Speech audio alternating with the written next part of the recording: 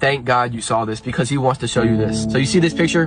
You know this story in the Bible? There was this man. He couldn't walk, like at all. And he spent his entire life on a mat, just on his back. And he had 4 friends. And these were real ones. These were real friends, because one day they heard that Jesus was in town and he was healing people. And so they knew their boy couldn't walk. And he's had to deal with this his entire life. So they were like, yo, let's take him to Jesus. No matter what we got to do, we got to get him to Jesus so he can be healed. And so they get to where Jesus is.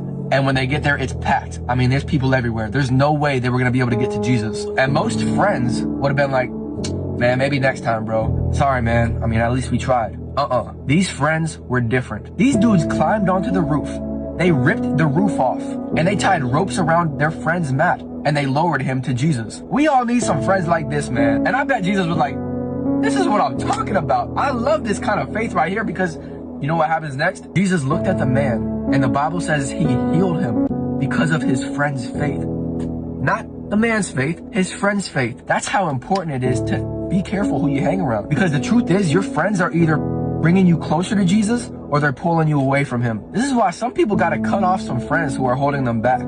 Trees don't hang around grass, even though they all started in the same place. If you're friends with everyone, you're enemies with yourself. If you're always having to be the bigger person, maybe you should stop hanging around so many little people. You become like the 5 people you spend the most time with. If you're hanging around with 5 gossipers, you're gonna be the 6th one. Man. Hey, I don't gossip, I just preach the gospel. I don't ever lose, but I'll admit it, I was lost though. Feeling like the 12, but I ain't talking about the cops though. I'm talking Peter, James, and John and the apostles. Wait.